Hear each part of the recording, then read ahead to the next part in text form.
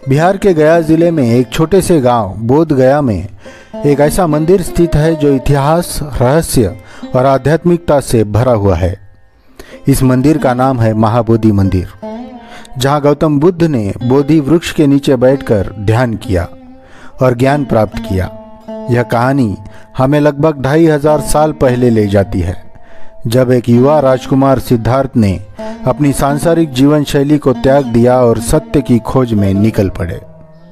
राजकुमार सिद्धार्थ ने, जो कपिलवस्तु के राजा शुद्धोधन के पुत्र थे, अपने महल और राजसी जीवन को छोड़कर संसार के दुखों का कारण खोजने का संकल्प लिया।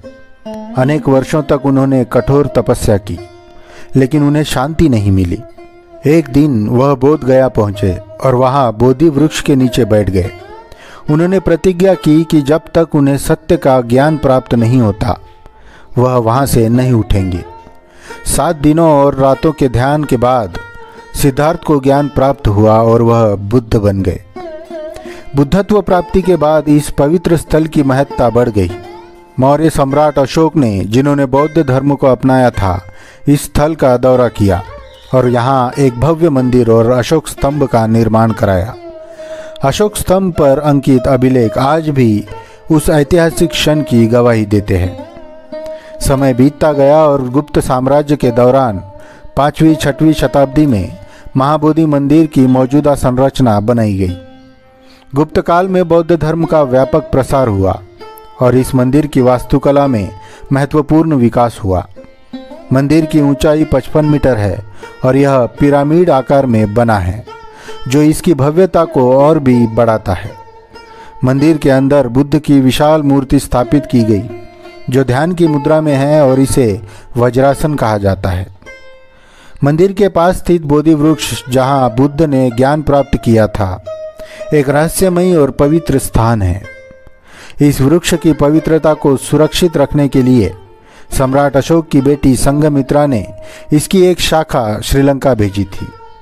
कहते हैं कि जब मूल वृक्ष को क्षति पहुंचाई गई, तब उसी शाखा से एक नया वृक्ष उगाया गया। मध्यकालीन भारत के इतिहास में महाबोधि मंदिर ने कई कठिनाइयों का सामना किया।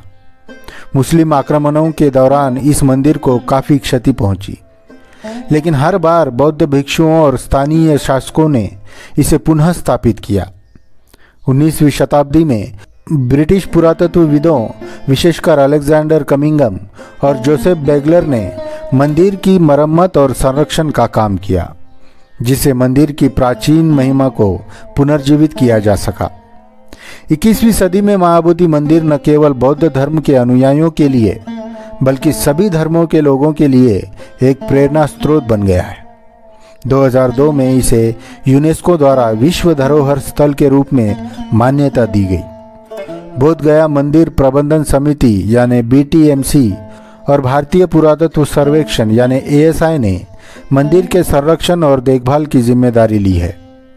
महाबोधि मंदिर की कहानी सिर्फ एक धार्मिक स्थल की कहानी नहीं, यह उन लाखों लोगों की आस्था और श्रद्धा की कहानी है जो यहाँ आते हैं, ध्यान करते हैं और शांति की खोज में खुद को तल्लीन करते हैं।